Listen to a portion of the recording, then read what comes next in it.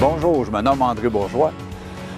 J'ai le plaisir de vous présenter cette émission sur le 50e anniversaire de la polyvalente Hyacinthe-Delorme. Au cours des 2 prochaines heures, nous allons rencontrer plein d'anciens élèves, d'élèves actuels, d'enseignants, des gens qui ont marqué les 50 ans de la polyvalente.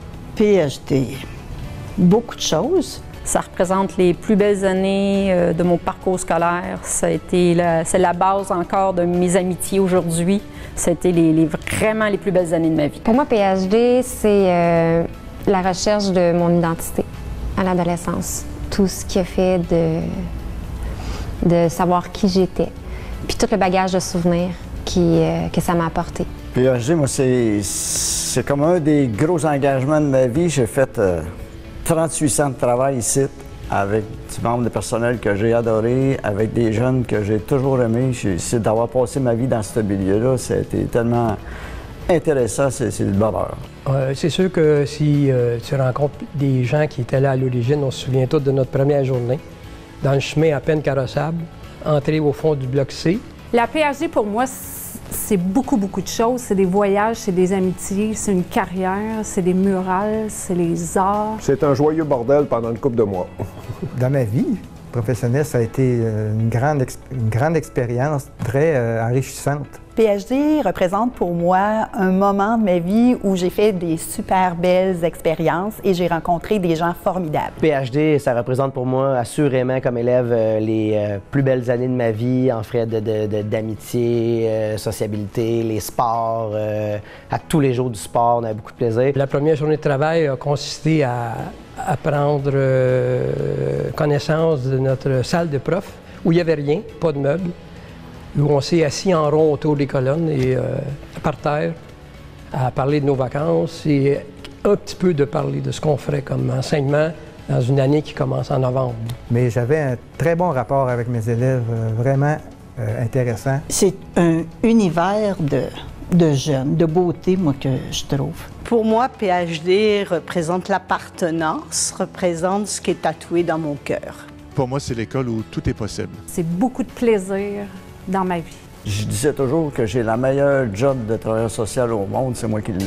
Moi, c'est une grosse ville parce que il y a un microclimat, il y a plein de choses qui se passent ici à l'intérieur que les gens ne peuvent pas comprendre. La PhD, ça représente toutes les possibilités qu'on peut faire. Mon premier voyage hors du pays, la découverte de plein de choses avec les amis. Quand je suis arrivée ici, j'ai vu toute une effervescence d'élèves. L'âge d'or de mon adolescence qui s'est déroulé à PhD. PhD représente pour moi un lieu où on peut réaliser nos rêves. C'est un moment plaisant et plein de vie. 20 ans de ma vie où j'ai eu beaucoup de plaisir. J'ai eu l'occasion de rencontrer du monde pas mal extraordinaire. Et ça a été une série d'expériences marquantes. Le sentiment d'appartenance à notre école secondaire ou notre milieu de travail, c'est ça que je retiendrai de PhD. Il y a une vie à l'intérieur de la polyvalente. Avoir ces jeunes-là maintenant, 20 ans plus tard, vivre ce que je vivais, ça me rend heureuse. Puis je regrette pas ces années-là, du tout. Le jour que j'aurai plus de lien avec les élèves, bien, ma motivation à venir travailler va diminuer. Et les gens qui étaient heureux ici ne se limitaient pas à l'enseignement. Ça fait longtemps que je l'ai tatoué sur le cœur, puis je m'étais toujours dit qu'un jour, je viendrais enseigner ici. PhD, pour moi, ça représente les plus belles années de ma vie comme étudiante et maintenant, j'y travaille avec grand bonheur. Et évidemment, aujourd'hui, ça représente ma carrière. Puis maintenant, PhD, c'est mon lieu de travail. C'est un endroit où je suis bien. C'est mon école. En fait, moi, c'est les valeurs qu'on a ici à la PhD. C'est héros, c'est l'engagement, c'est le respect, c'est l'ouverture. Parce qu'à la PhD, on a toutes les clientèles. On a de l'adaptation scolaire, du secondaire 1 à 5, de l'ILSS. On a plusieurs volets qui représentent puis qui correspondent à plusieurs choix de nos élèves. Fait que pour moi, la PhD, c'est ouvert à tous.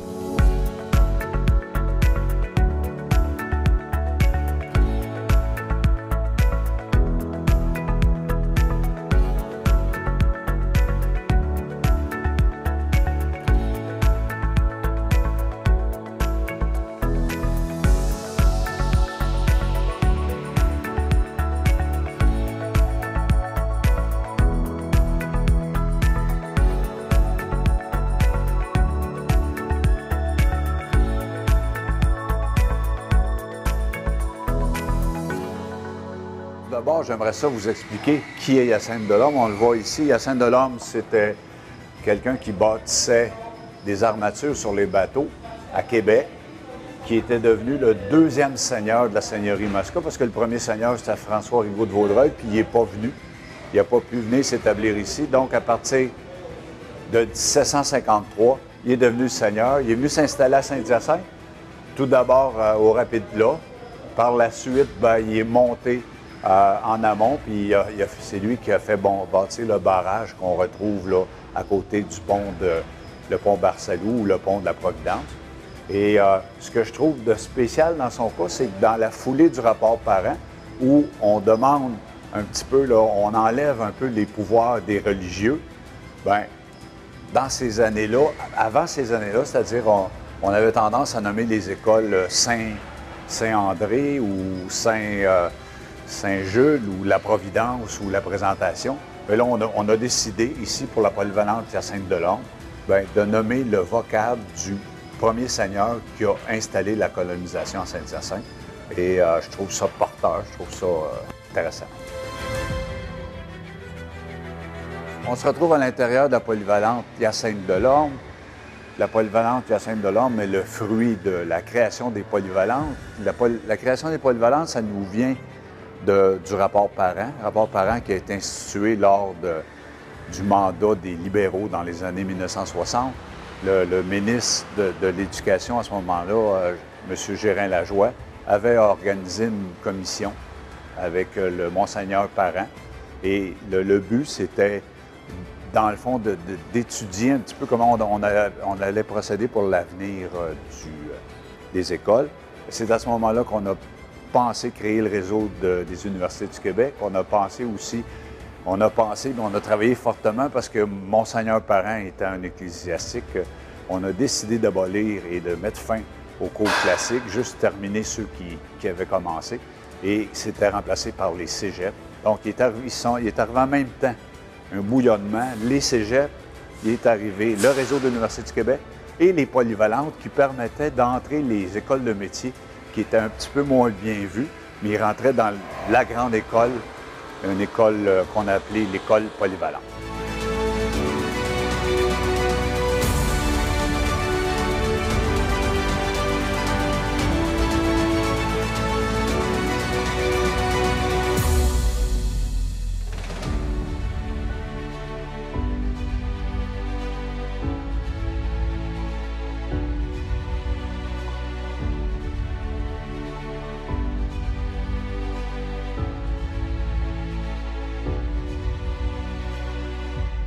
Pour la première partie de ce reportage, nous allons rencontrer deux personnes qui étaient là à l'ouverture. Puis l'ouverture, je tiens à vous mentionner que n'a pas eu lieu comme c'était la coutume au début septembre, mais ça a eu lieu seulement en fin octobre et il y avait encore des travaux dans l'école. Et donc, nous rencontrerons M. Bruno Vermette et M. Pierre Réaume qui étaient présents à ce moment-là.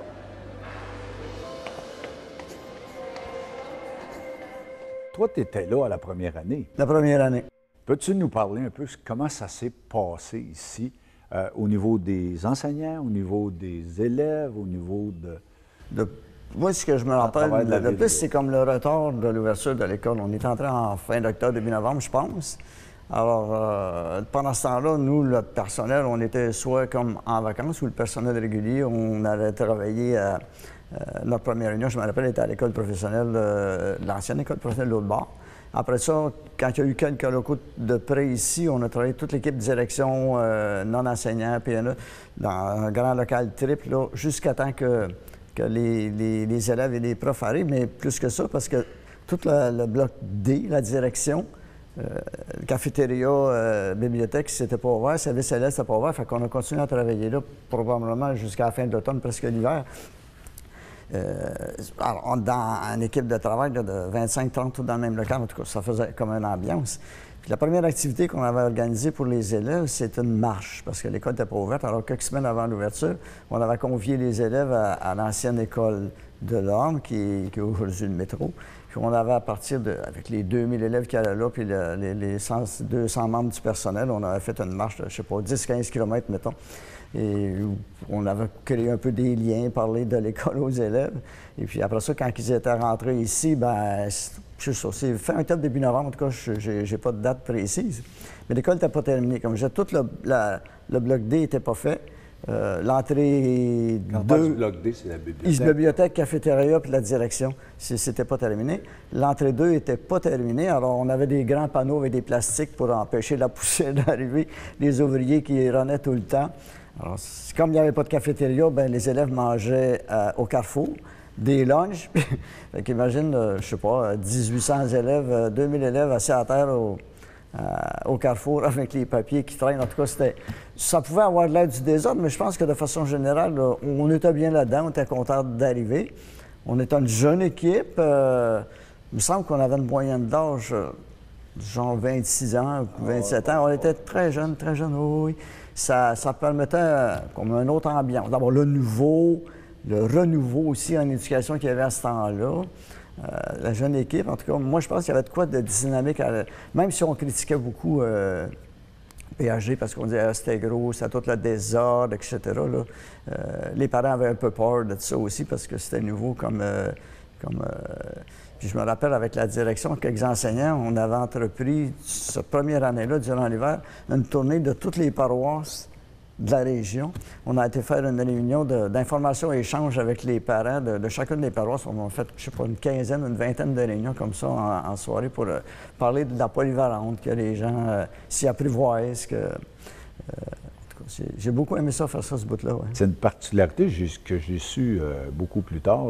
Tu n'étais pas un employé de la commission scolaire. Non, le travailleur social et l'infirmière, on était des employés du ministère, dans le fond, de la Santé. Fait que moi, on était des employés du CLSC.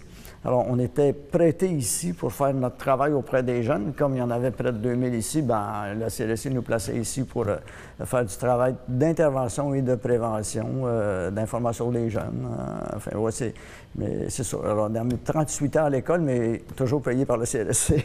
OK. Puis, est-ce que tu penses que là, dans les premières années ici, les élèves, on dit ça part bric-à-brac, mais est-ce que les élèves étaient là pour apprendre? Est-ce qu'il y a eu du bon enseignement? Est-ce que c'est...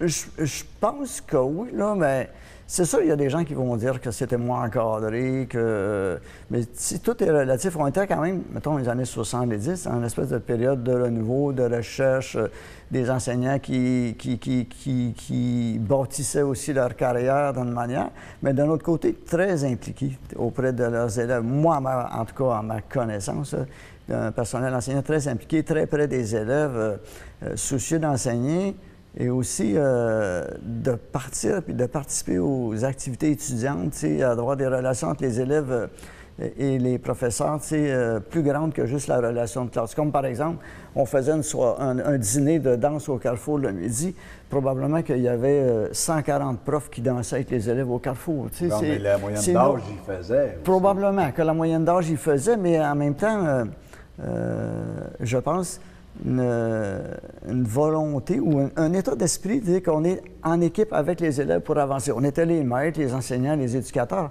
mais en même temps, en tout cas, moi je pense, c'est mon souvenir, je ne peux pas dire que je suis objectif, mais c'est mon souvenir de ce période-là. Mais toi, comme travailleur social, tu ressens que ces jeunes-là, ça a été des années positives pour eux. C'est pas, oui. Ça n'a pas été une perte de temps pour eux. Qu'on peut critiquer, comme à toutes les années, on a critiqué les jeunes. Tu sais, j'ai commencé à travailler ici, « Oh mon Dieu, comment tu fais pour travailler avec des jeunes demain? » Tu sais, les jeunes d'aujourd'hui, les jeunes d'hier, les jeunes d'avant-hier, puis les jeunes d'autrefois, tu sais, c'est exactement les mêmes. C'est des gens qui deviennent adultes, qui contestent le parent, qui contestent le maître, puis qui avancent, qui cheminent. Ça a peut-être permis aussi, je ne sais pas si tu es d'accord avec ça, là, aux jeunes de se responsabiliser. Chacun a pris un peu du sien, puis de dire, bien, ceux qui voulaient, il y en a qui ont, comme on dit, ont foiré, puis s'écrasaient à... Oui, je ne dis pas qu'il n'y a pas eu de décrochage scolaire, sûrement qu'il y en a eu, mais il y en a encore aujourd'hui. Ah, mais il faut penser aussi que 1972, on n'est pas longtemps après la Révolution tranquille. Ouais. C'était le début de l'école obligatoire jusqu'à 16 ans, fait que c'est sûr qu'il y avait encore des familles ou des parents pour qui c'était plus ou moins important. En même temps que ça avait de l'air un petit peu moins encadré, moi je trouve en même temps les élèves, d'une manière, étaient au moins aussi engagés, sinon plus qu'aujourd'hui. Je vais juste te donner un exemple. On organisait une sortie scolaire, mettons, l'hiver, ski, autobus, patin, n'importe quoi. Et puis, on partait le matin de la journée scolaire avec à peu près 15-1700 élèves qui faisaient la journée d'activité. Aujourd'hui, on ferait ça, je ne sais pas si on en catcherait 300-400. Alors, tu te dis que les élèves ils étaient quand même impliqués dans tout ça. Moi, je trouve, en tout cas. Puis je ne dis pas que l'époque d'aujourd'hui n'est pas le fun. C'est comme... Moi, je trouve que chaque époque a ses lumières, chaque époque a ses... Est-ce qu'on peut conclure que les jeunes qui sont passés ici, ben ils sont aujourd'hui des bons jeunes puis des bons citoyens? Je pense que oui. C'est les citoyens d'aujourd'hui. C'est les gens qui ont 50, 60 ans aujourd'hui. La société va bien. Les gens, ils travaillent, ils sont responsables. C'est les parents, c'est les grands-parents des élèves d'aujourd'hui, dans le fond. Là, on veut toujours que nos enfants aient le meilleur. Hein? Bonjour Pierre, merci d'être avec nous. Merci de l'invitation. On va célébrer ensemble les 50e anniversaire de la Polyvalente, mais pour toi, ça n'a pas duré longtemps, ton passage à la Polyvalente, ça n'a même pas duré un an. Non, c'est ça. Parce que l'école... a ouvert en fin octobre, je pense. Fin octobre à peu près, puis moi j'ai quitté à la fin de l'année. Et donc la première journée, tu arrives ici, il n'y a pas de présences qui sont prises, sauf qu'il y a des professeurs qui arrivent ici, des professeurs compétents. Tout ça, ces professeurs-là, tu sais qui... Ben, tu es comme moi, tu es un mascoutin d'ici. On est deux mascoutins à peu près de la même âge. Tu venais des écoles. Et quelle école tu avais fréquenté? Bien, j'avais commencé à l'Académie Giroir. Après ça, j'avais fait Saint-Dominique, Giroir, Casavant, Fadette, puis la dernière année ici. C'était un choc. Moi, je dois dire, j'ai toujours été dans des classes où il y avait des fenêtres. Puis je dois avouer qu'au départ, tu viens d'une petite école où c'est relativement facile de t'orienter. Tu montes l'escalier, c'est à gauche, à droite. Là, tu arrives ici, tu comprends pas trop le système. C'est comme des cellules, hein? C'est comme un ensemble de cellules, la polyvalente. Moi, j'étais complètement perdu le premier matin, mais il y avait de l'accompagnement quand même. Ils nous ont pas laissé à nous-mêmes. Puis j'ai trouvé ça très difficile les premiers mois là, de vivre de pas de fenêtre. Moi, c'était quelque chose que j'ai vécu très difficilement. Mais quand tu avais un bon prof, exemple, comme moi j'ai eu Pierre Baudouin, là, parce que je faisais un bout avec le commercial, là, puis Pierre, c'était toujours le fun. Avec, là, tu sais, j'en regarde, on est restés amis, même maintenant, je sais bien qu'il est en Thaïlande maintenant, là, je le salue s'il nous regarde, là, mais... Pierre, en passant, c'était le 3e directeur de la Polyvalente. C'est comme si tu étais parti du 19e siècle, de la première moitié du 20e siècle pour te propulser dans la deuxième moitié, où là, ça serait... Parce que là, tu commençais à l'informatique avec les cartes, les machines à cartes, la technologie. Tout venait avec ça. Les profs qui étaient ici, ils allaient être des précurseurs aussi dans ce domaine-là. Là. OK. Mais la Polyvalente aussi, c'était comme un choc parce qu'on quittait, suite au rapport parent, on quittait le cours classique, on quittait toutes ces choses-là. On a ouvert les polyvalentes, on a ouvert les cégeps en même temps, le réseau de l'Université du Québec. Et donc, on se retrouvait là qu'il n'y avait plus de... le religieux n'avait plus sa place. Non, les religieux pouvaient travailler ici, mais pas avec des soutanes, là. Mais aujourd'hui, on s'est habitué. Tu viens à l'école, tu es dans une petite école... primaire, mais tu sais que tu vas aller dans une grosse école qui va peut-être être la polyvalente. Puis après ça, tu vas au cégep, tu vas à l'université. Tu sais, la taille des institutions augmente considérablement. À l'époque, c'était pas notre cas. Là. On vient pas de ce monde-là. Moi, je viens pas de ce monde-là. Je viens d'un monde où tu connais tous les profs, tu connais ici, là, oublie ça, tu les connaissais parce que tu les avais vus dans les autres écoles. Puis ça aussi, il y a une migration de professeurs qui ont été... transposés ici. Pour eux aussi, ça n'a pas toujours dû être facile de s'habituer au contexte, à l'environnement, le système de l'administration. Les gens devaient se débattre comme des diables dans l'eau bénite pour que ça fonctionne comme il faut. Puis je me rappelle qu'au printemps, ça s'était organisé mieux, c'était plus stabilisé. Il y avait... On pouvait encore sauter la clôture une fois de temps en temps et ne pas se faire pincer, là, mais je me rappelle que plus on allait, plus les mois passaient. Mais toi, Pierre, qui as connu la première année, est-ce que tu t'es étonné de voir que la Polyvalente Hyacinthe-de-l'Orne est devenue une si belle école? Bien, premièrement, non, parce que aussi, il ne faut pas oublier que c'est pas juste la Polyvalente Hyacinthe-de-l'Orne, ça ne se limite pas. C'est une rencontre d'êtres humains, puis à travers ces êtres humains-là, il s'est multiplié toutes sortes d'initiatives, que je pense au jazz, à la musique. Je pense au soccer. Les gens oublient peut-être que le soccer mascoutin est né d'initiatives de professeurs, même pas dans le parascolaire, c'est des professeurs qui ont voulu, qui avaient ces connaissances-là, qui ont voulu les partager avec nous. Tu regardes aujourd'hui l'équipe de football, je regarde les personnes qui sont là, je regarde aussi la beauté du site. L'école s'est beaucoup améliorée. Tous les équipements tout le tour, c'est impressionnant, moi, je trouve. Là, la polyvalente, maintenant, c'est un des fleurons de l'enseignement. Ça en était un à l'époque, mais c'était dans l'enfance de l'âge. On commençait, là, c'était vraiment... Mais aujourd'hui, on peut être fier de la polyvalente. Là. Je te remercie de nous avoir donné de ton temps, de nous avoir partagé ton histoire. Merci beaucoup, mon copain. Merci, copain.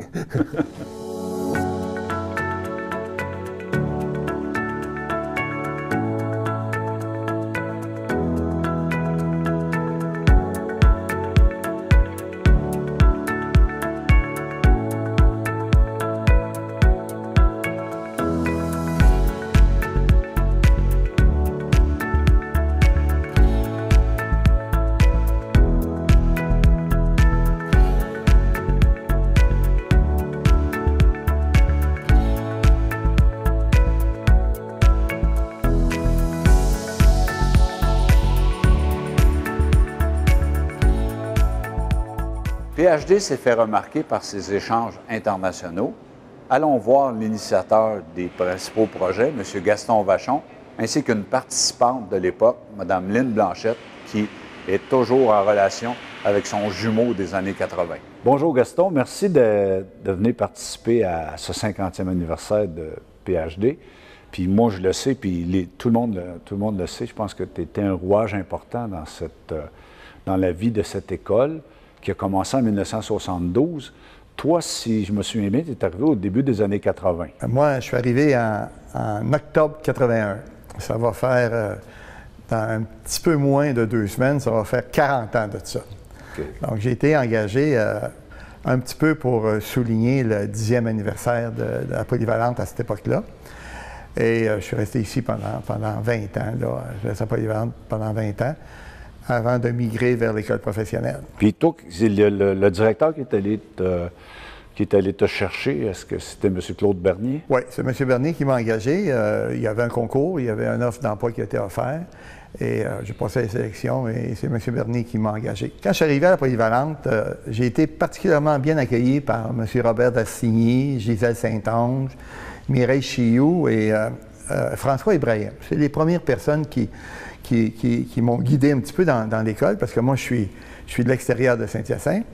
Et bon, j'ai beaucoup voyagé au cours de ma jeunesse. Là, j'ai profité de tout ce qui passait pour ouvrir mes horizons un petit peu. Mais quand je suis arrivé ici, bon, j'ai eu l'occasion de rencontrer pas mal de monde, de faire mes preuves les premières années. Puis à un moment donné, avec François et Mireille, on s'est mis à parler de voyage, on s'est mis à parler d'échange.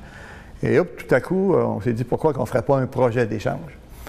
Là, on a discuté un petit peu avec ça. On est allé voir M. Bernier, parce que c'est M. Bernier. Puis avant de faire un projet, il fallait quand même que le chef soit d'accord. M. Bernier a dit, préparez-moi quelque chose, puis on va voir comment ça peut aller.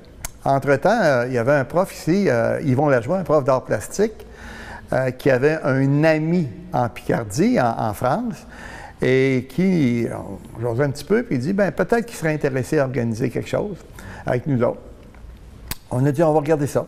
Donc, on l'a contacté, on a fait des échanges, et puis à un moment donné, on a décidé de faire un projet, de le monter, puis de le proposer à la direction générale. Mais entre le moment où on a préparé le projet, puis le moment où on a réalisé le projet, ça a grossi un petit peu. Ça a grossi un petit peu, ça a grossi un petit peu, ça a grossi un petit peu. Finalement, on s'est retrouvé avec presque 200 élèves et une quarantaine de membres du personnel qui décidaient de faire l'échange avec la Picardie. Donc, c'est un projet qu'on a appelé le projet Boeing 747, très original. Et puis, ça a donné un petit peu l'air d'aller pour les années qui venaient. Et là, on est en 85. Mais moi, je calcule que j'ai été très chanceux. Très, très chanceux parce que je suis tombé dans une période à la Polyvalente où l'équipe école était solide, l'équipe école était très intéressée à faire des choses. Et c'était pas très difficile de les convaincre d'embarquer. C'était même très agréable à la limite. Là. Moi, je garde un bon souvenir de ça parce que On a eu beaucoup de plaisir. On a eu beaucoup de plaisir et on avait une direction d'école à l'époque, M. Bernier, qui était prête qui était ouvert là-dessus. Mais il était ouvert pour que les enseignants participent, mais que tout son personnel participe aussi, là. Les concierges, les secrétaires, les PNE, les PME, excusez. En fait, j'ai eu tout le monde qui voulait participer, là, ou à peu près, pouvait le faire. Est-ce qu'on peut dire que M. Bernier a été très important dans ce cheminement-là? Pour moi, M. Bernier, c'est un animateur d'activité étudiante ou un responsable d'activité étudiante, il dépend de tout le monde dans une école. Il dépend de la direction, évidemment. Il dépend des profs. Il dépend des employés de soutien. Il dépend des élèves. Il dépend des parents. Il faut que tout ce monde-là embarque dans le bateau.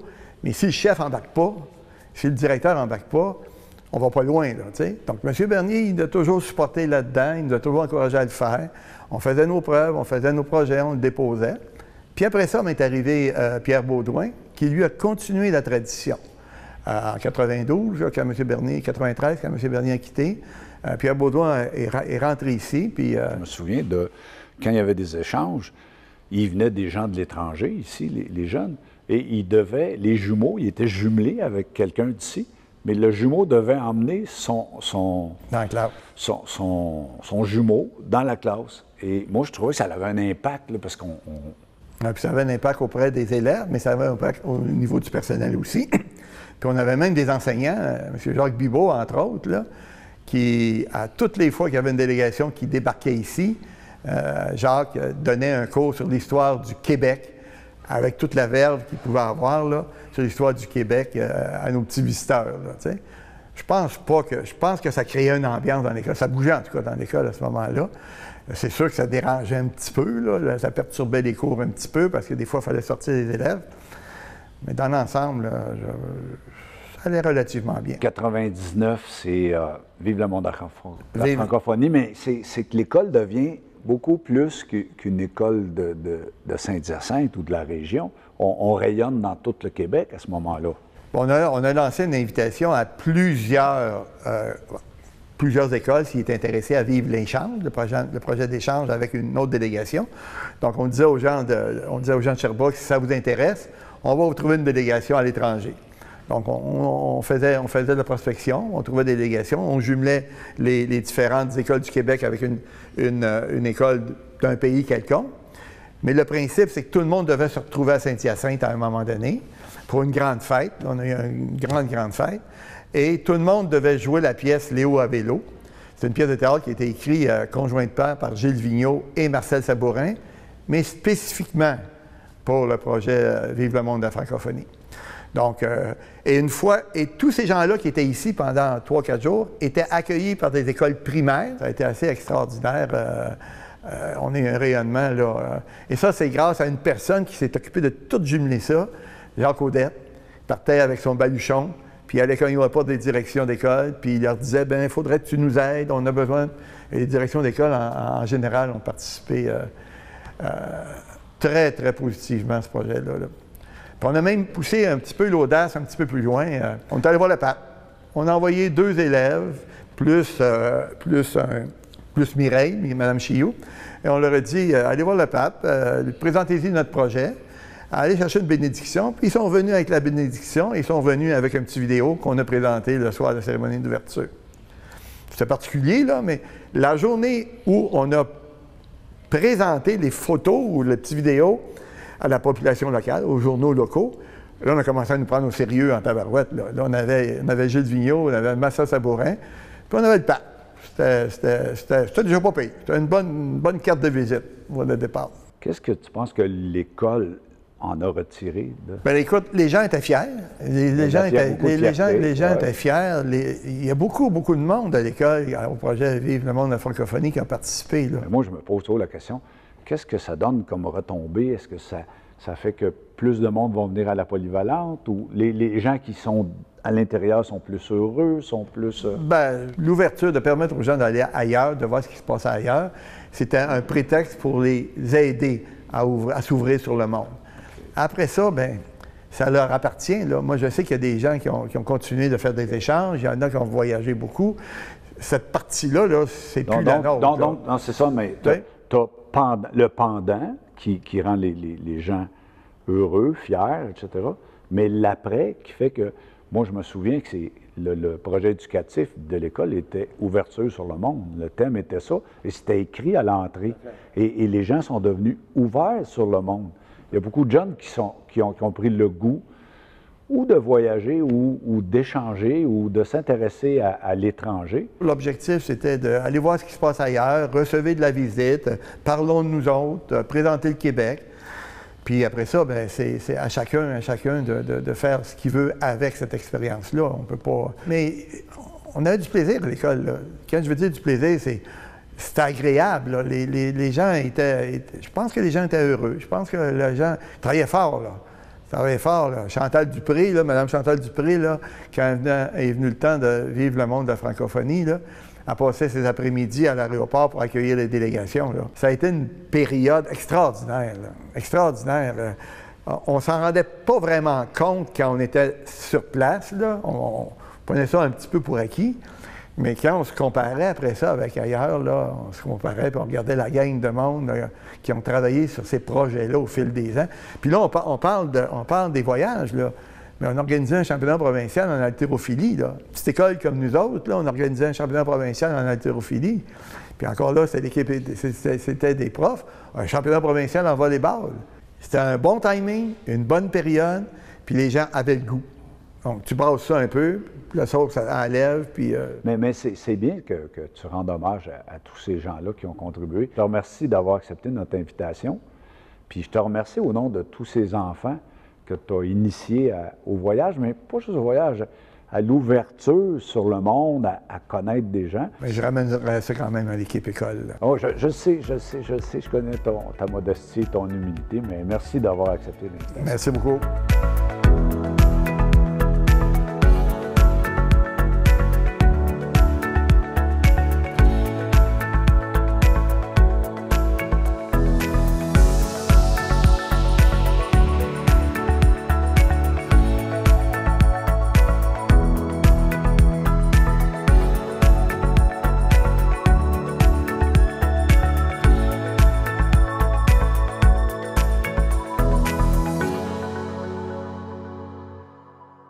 Bonjour Lynn. Bonjour André. Merci d'avoir accepté notre invitation. Toi, tu as participé parce que aux différents voyages, on sait que la mission de l'école a été longtemps, puis ça demeure tout le temps ça, là, c'est ouverture sur le monde. Oui. Ben, toi, tu as voyagé avec les programmes de Gaston. Oui, ça, exactement. Peux-tu nous en parler? Bien, certainement, ça va me faire plaisir parce qu'écoute, j'ai fait partie ici à la PhD, à deux échanges, un linguistique, un qui était plutôt culturel.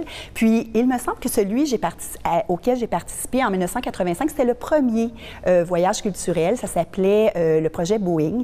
Puis, j'ai eu la chance de faire partie de cet échange-là et ça a été une expérience incroyable. D'ailleurs, je suis encore en contact avec mon jumeau. Et là, on parle de 1985. Oui, là. Exactement. C'est en plein ça.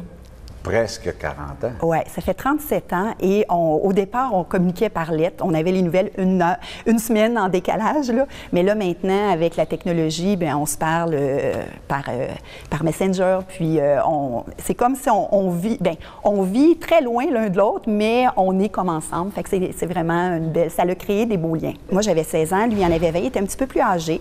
Puis, c'est ça. Au départ, moi, je voulais y aller juste avec une fille parce que c'était l'expérience que j'avais eue dans le passé, puis ça avait bien été. Mais finalement, c'était comme mon grand frère, puis j'étais sa petite sœur, puis ça a vraiment cliqué. Puis la famille aussi, là-bas, là, ça a vraiment cliqué des deux bords. Tu sais, quand on voyage, c'est bon, on visite un pays, bon, mais moi, je dis tout le temps, c'est en surface. Alors que quand on participe à un échange étudiant, c'est plus qu'un voyage parce que c'est la culture, c'est la famille, c'est les habitudes. Puis ça, là, c'est une richesse incroyable. Ça l'espace. T'en retires une richesse incommensurable. Ah, écoute, ça n'a aucun prix, ça n'a aucune... Toi, tu avais 15-16 ans? Oui, exactement, oui. Puis dans la suite de ton parcours, est-ce que tu sens que ça t'a apporté beaucoup? Oui, moi, je dirais la chose la plus... Tu sais, je réfléchissais à ça, puis je me disais, qu'est-ce que ça m'a apporté le plus? Puis je dirais, c'est la capacité d'adaptation. Quand on voyage, c'est jamais une ligne droite. parce que il arrive toujours des imprévus en voyage. Alors, puis c'est la même chose dans la vie. Dans la vie, c'est jamais une ligne droite. Il arrive toujours des... Puis justement, en voyageant, quand on s'aperçoit que, justement, il arrive des imprévus, il y a toujours une solution. Il se passe toujours quelque chose. Il y a toujours du bon monde sur qui, tu sais, il faut faire confiance à la vie. Puis, je me dis, puis ça, c'est ce que j'ai appris de cet échange-là, en gros. Tu sais, la chose que je retiens le plus. Puis, je me rends compte que ça s'est transposé dans ma vie maintenant.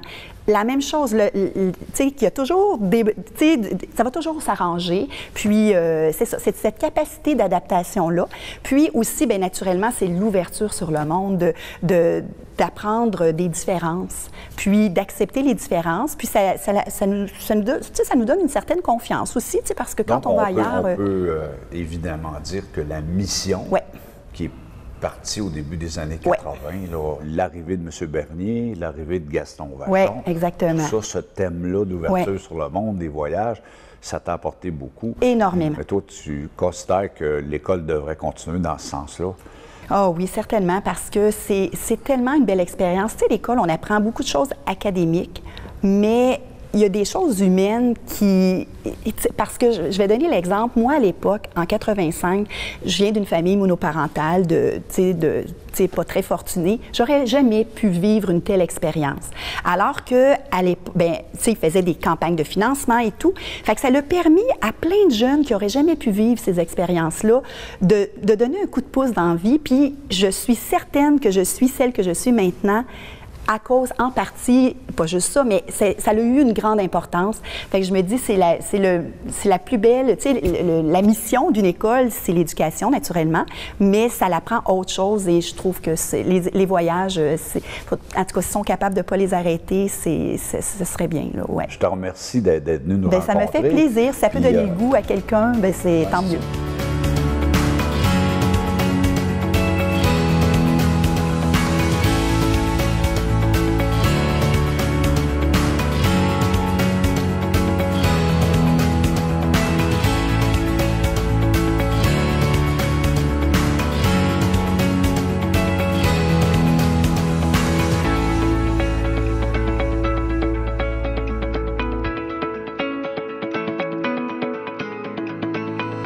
À la polyvalente Hyacinthe Delorme, il y a eu une option ED qui s'est démarquée, qui était sous la tutelle de M. Claude Trudel.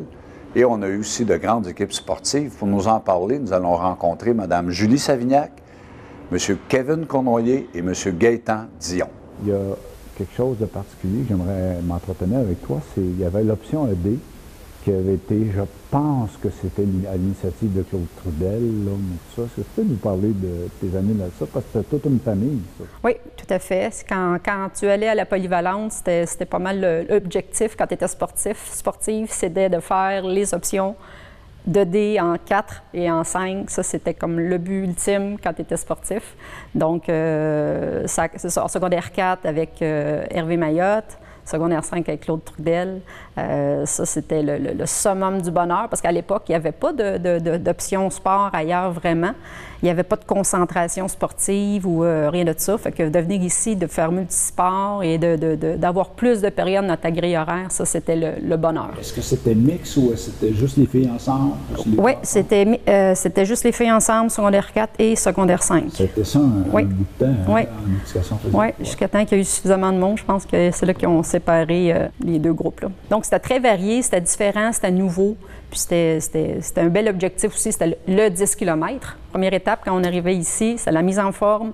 Pour l'objectif en secondaire 4, c'était le 5 km et en secondaire 5, c'était le 10 km. Fait que la fierté de dire qu'on allait réussir et faire ce... Ce serait en quelle année que ça avait commencé à peu près, d'après toi? Toi, tu es arrivé ici en 87? Oui, 1987. Ça existait déjà? Ça existait déjà. Moi, ma sœur aussi, elle est venue à la polyvalente, puis elle, à ce temps-là, c'était mixte. L'option ED, puis elle l'avait fait, elle aussi, avec Claude également en secondaire 5. Quel sport vous pratiquiez en particulier? C'était la première étape, c'était vraiment dans le but de faire la course, le 10 km ou le 5 km.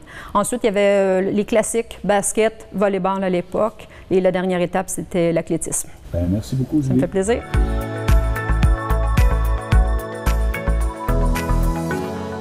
Merci Gaétan d'être avec nous. Merci. Ça fait plaisir. De venir nous aider à fêter le 50e anniversaire de la polyvalente.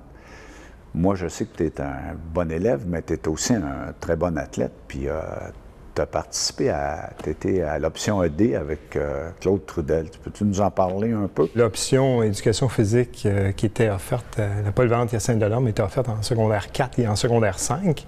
On sait que Claude était comme le précurseur de ça, donc ça nous permettait d'avoir plus de périodes d'éducation physique. Quand tu dis plus, c'est... habituellement, c'était comme à l'époque, c'était 2 périodes par 9 jours. Là, de mémoire, on était à 4. On était à 4 périodes par 9 jours. Et puis, bien entendu, c'était des gens qui habituellement aimaient l'activité physique là, qui se retrouvaient dans ces groupes-là. Donc, ça nous permettait justement de se dépasser davantage puis d'apprécier les activités qui étaient offertes. 4 et 5? J'ai fait 4 et 5. 4 avec... Toujours avec Claude? Non, pas du tout. En 4, c'était M. Gilles Baillargeon qui était l'enseignant. Et en secondaire 5, c'était M. Claude Trudel. Je pense que ça permettait à l'école de se démarquer à quelque part? Bien, c'est sûr que cette option-là était, avant-gardiste. C'est sûr, quand on regarde aujourd'hui les écoles, beaucoup d'écoles offrent des options, mais à cette époque-là, il n'y en avait pas beaucoup. Et ici, à la polyvalente Hyacinthe-Delorme, c'était un élément qui démarquait, quand on arrivait en 4 et 5, d'avoir la chance de pouvoir faire plus d'activité physique. En tout cas, pour les gens qui aimaient être actifs, là, ça nous permettait, dans le cadre du cours scolaire, de pouvoir en faire davantage. À travers les branches, on m'a dit qu'avec Claude Trudel, là, vous aviez une couleur particulière. Vous aviez un chandail, un jacket, short, survêtement, etc. Puis il vous demandait des porte-étendards de son option. Hein? Vous deviez vous comporter comme des dignes représentants. C'était, disons, dans la personnalité de Claude, malgré qu'on était en activité physique, il voulait qu'il y ait quand même un sérieux dans cette option-là. Donc,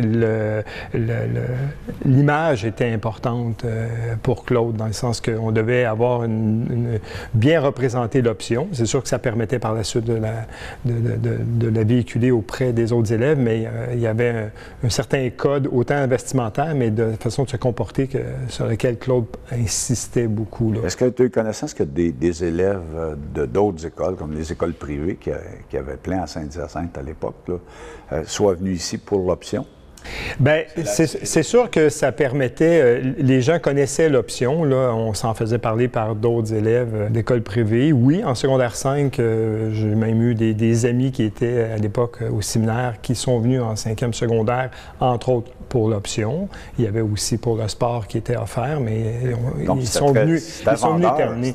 Oui, c'était très vendeur, c'était très vendeur. Ça enlevait des élèves à l'école privée. Puis... Bien, est-ce que ça en enlevait tant que ça? Ce serait difficile à dire. Mais disons que c'était une option qui était vendeur pour les élèves, surtout les élèves qui aimaient bouger, parce que c'était probablement la seule école qui offrait un programme de la sorte. Là. Et c'est un programme qui était sérieux. Ce n'était pas juste ajouter des périodes pour ajouter des périodes. Là. Il y avait une structure là, bien établie. Mais ça s'inscrivait bien dans la mission de l'école, ou le projet éducatif qui a toujours été ici, l'ouverture sur le monde.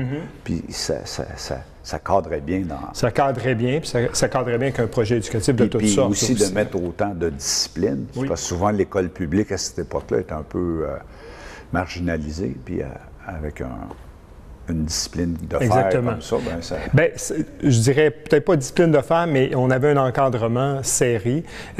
Puis Claude portait beaucoup d'attention sur cet élément-là, sur l'image qu'on projetait. Même, je pourrais raconter une anecdote par rapport à ça, parce que par la suite, quand j'ai quitté la polyvalente Hyacinthe-Delorme, je suis revenu quand même comme entraîneur en handball. Et puis, je me rappelle, un des entraînements, je suis arrivé en jeans. Claude m'avait fait signe d'aller le voir, même si c'était plus mon enseignant, puis il m'avait dit, là, il dit, quand tu entraînes, là, il faut que tu sois bien sportif. Tu as une image à projeter, et ainsi de suite. Et jamais par la suite, je me suis remis en jeans pour entraîner des équipes, que ce soit en soccer, en handball, autres. Là. Donc, pour lui, l'image qu'on projetait était très importante. Mais là, tu m'as parlé d'handball, puis il y a eu des années de gloire, parce que moi, j'ai fait partie, j'ai été un des instigateurs des équipes de soccer dans les années 90 et 2000 qui ont remporté plein de succès. Mais tout ça a amené la création du football. On s'est dit, il faut amener quelque chose pour les garçons aussi, puis tout ça. Mais toi, à ton époque, c'était le handball qui était roi et maître ici. Bien, disons qu'à Saint-Hyacinthe, fin des années 70, années 80, le handball a été vraiment un sport très pratiqué dans la ville de Saint-Hyacinthe, dans les écoles à Saint-Hyacinthe, autant au primaire, au secondaire, même au collégial. Là, donc, ça a été des grosses années. Et PHD, bien entendu, a été aussi le château fort régional et provincial. Vous avez été champion provincial? À deux reprises, nous avons été champions provincial en handball. Donc, ça a été vraiment les grosses années du handball à Saint-Hyacinthe. OK. Puis qui étaient vos entraîneurs? Bien, il faut dire qu'on pourrait nommer les entraîneurs, mais c'est vraiment vraiment un gros travail d'équipe.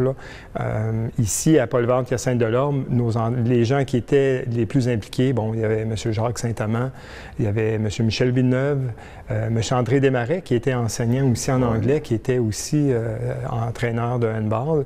Et je fais fi de tous les gens qui ont gravité parce qu'il y avait le handball scolaire, il y avait le handball civil, là, donc ça se croisait. Donc, ce qui fait que... Tu as participé aux deux, là, bien, moi, on participait généralement, on participait aux deux. Inévitablement, là, on participait aux deux. Puis quand tu dis civil, là, vous jouiez contre d'autres villes ou à l'intérieur, il y avait une ligue intra... Il y avait une ligue civile, puis il y avait une ligue scolaire. Donc, on participait, on était sur deux... donc, PHD jouait contre les écoles. À l'époque, je pense que vous étiez jumelés au canton de l'Est. Hein? À l'époque, on jouait sur la rive sud durant la saison. Et quand arrivait le championnat régional, on était avec les cantons de l'Est. Donc, on avait la chance de jouer sur deux régions. Puis donc, ces équipes-là, ils ont été championnes du Québec? Oui, exactement, parce qu'à l'époque, il y avait un championnat provincial en handball. Il faut dire que le handball a été un sport populaire suite aux Olympiques de 1976. Il y a beaucoup de sports qui ont été mis sur la map, dont le handball qui se pratiquait. Ce qui est intéressant, c'est qu'il se pratiquait en gymnase. Donc, beaucoup d'écoles au Québec pratiquaient le handball à l'époque. Donc, il y avait un championnat régional, il y avait un championnat provincial. Il fallait gagner le championnat régional pour aller au provincial. Il y avait un championnat canadien après? Pas en scolaire. En scolaire, ça s'arrêtait à ce niveau-là. Mais au civil? Au civil, il y en avait pour des catégories. Puis toi et les joueurs qui étaient les champions ici, est-ce que ça vous a emmené à jouer pour les équipes du Québec, par exemple? Bien, c'est sûr qu'en étant, je vous dirais, Château-Fort pendant plusieurs années là, en handball ici, plusieurs joueurs de ces équipes-là se sont retrouvés sur des équipes nationales, des équipes provinciales. Donc oui, ça a été même que certains entraîneurs aussi se sont retrouvés sur ces programmes-là. Beaucoup de ces joueurs-là ont poursuivi en civil, qui se sont retrouvés aussi dans les équipes championnes canadiennes. Est-ce que tu penses que c'était un très bon actif dans le 50 ans de la polyvalence? C'était quelque chose de... C'est certain que ça a été un actif important. Ça a été très formateur pour cette cohorte. En tout cas, je prends le groupe avec lequel on évoluait. Là. On se voit à l'occasion, on s'en parle encore de ces années-là parce qu'on était aussi des amis très proches.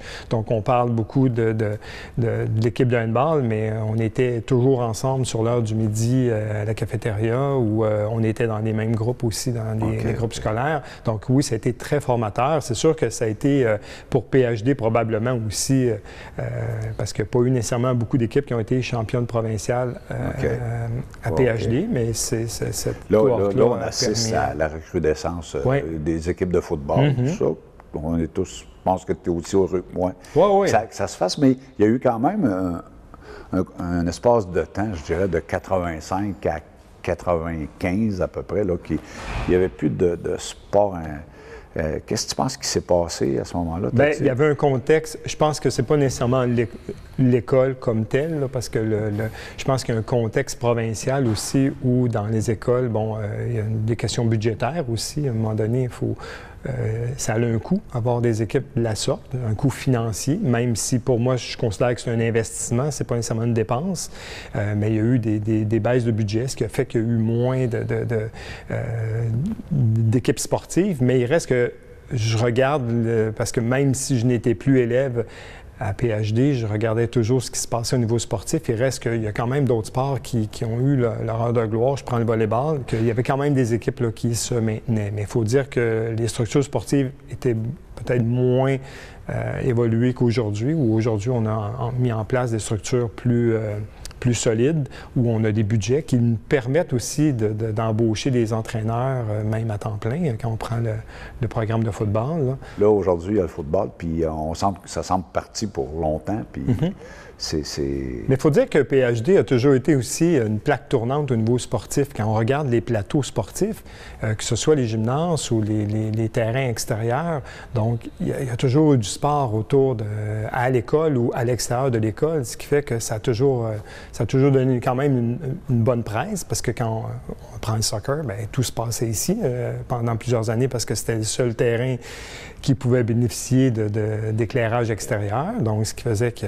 L'école a tout le temps été à l'écoute quand même des jeunes et c'est revenu, puis je pense qu'après 50 ans, on peut être fier de ce qui s'est passé ici, puis des championnats sportifs, pas toutes les écoles qui en ont. Là. Non, pas du tout. Championnat du Québec. Là. Exactement. Mais en même temps, tu sais, ça, c'est un aspect, d'être champion provincial, quoi que ce soit, mais l'important, c'est que nos jeunes puissent être en mesure de bouger, puis qu'on puisse aussi avoir une offre d'activité qui répond au goût de chacun. Mais si tu te souviens, dans la mission de l'école, on parle de socialiser. C'est une belle façon de socialiser puis de se réaliser, etc. Le sport est une belle façon de... Mais là-dessus, je vais te remercier de ta visite. Ça fait plaisir. Gaétan, on a pu parler de choses intéressantes, puis on va permettre à nos auditeurs de savoir un petit peu ce qui s'est passé, puis que les gens, ils vont voir que le sport a toujours été important, parce que j'ai toujours dit, moi, qu'un jeune qui joue au soccer, au hockey ou au handball, il ne traîne pas dans la rue. C'est sûr, certain. Il est occupé à faire quelque chose qu'il aime, là, donc c'est ce qu'on souhaite que PHD puisse poursuivre. OK. Bien, merci, Gaétan. Ça fait plaisir.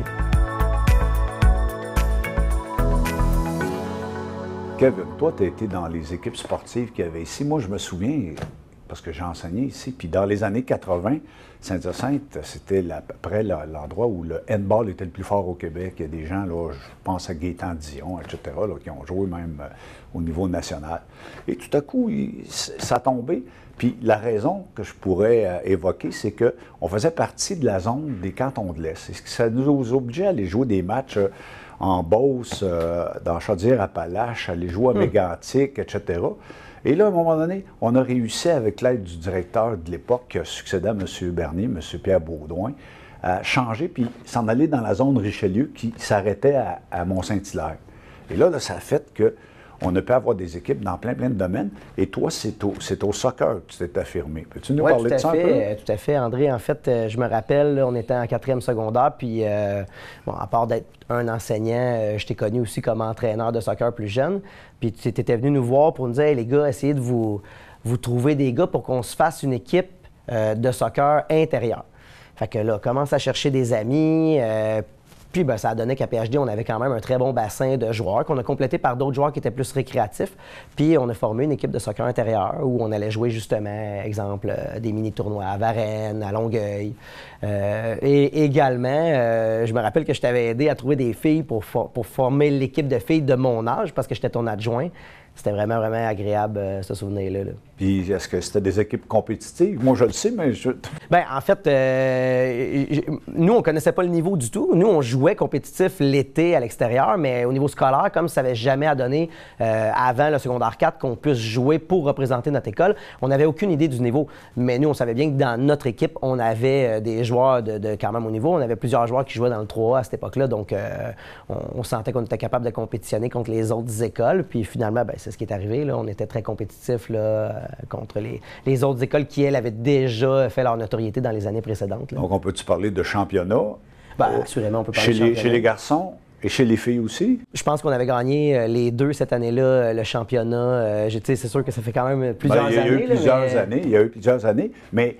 Moi, ce que je me souviens, les couleurs blanches, rouges et noires, on avait fait une recherche avec Pierre Baudouin pour trouver quelles étaient vraiment les couleurs de PHD, parce qu'ils avaient utilisé le vert dans les années 80, et c'était devenu les couleurs.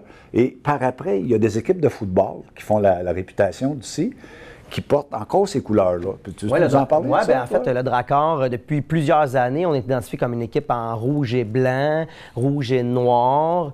On transforme l'identité tranquillement là, vers un genre de rouge vin, mais le rouge est toujours très présent, comme on peut le voir dans le sigle, dans le logo de PhD d'ailleurs, en effet. Là. Je pense que j'ai même encore une photo de quand on a présenté les chandails la première fois. J'étais avec Marc-Claude Henry. Kevin, en terminant, là, sur le volet sportif, mais comme étudiant, toi, ici, comment est-ce que ça s'est passé? Bien, moi, en fait, à l'époque, c'était seulement secondaire 3, 4, 5. Je suis finissant en 98-99. Écoute, ben, moi, ce qui m'accrochait comme activité, c'était les sports. Là. Tous les midis, il y avait un sport. Je me rappelle pas avoir essayé un sport. Là. On faisait autant l'athlétisme que le badminton, le volleyball, le basketball, le soccer, le hockey-ball. D'ailleurs, on avait joué un match plutôt historique contre les enseignants. On avait fait une série de 2-3. André, je sais pas si tu te rappelles, tu étais là justement. Ah, moi, je sais série pas. Hein? Qui avait été remporté un match remporté par les étudiants. Le deuxième match avait été remporté par les enseignants. Et dans mon souvenir, bien que Jean-François Dalpé dira le contraire, les enseignants n'ont jamais voulu donner suite à ce match retour-là pour qu'on fasse un gagnant officiel. Donc, on est resté statu quo, tout le monde. Mais je suis quand même étonné. Là. Je suis quand même étonné de ça, mais c'est possible. Là. Ouais, c'est ça. Fais à Donc, toi. tu sais, comme étudiant, écoute, moi, j'ai adoré mon expérience à PhD. Je me rappelle très bien que j'avais pas envie de partir. J'avais pas envie de partir de mon école. C'est une école à laquelle je m'identifie. Puis c'est peut-être tu es un peu revenu. aussi, tu es revenu parce qu'on voit ici, tu portes le macaron. Oui, tout à fait. Ça prouve comment l'école est aimée, comment l'école est un milieu de vie exceptionnel.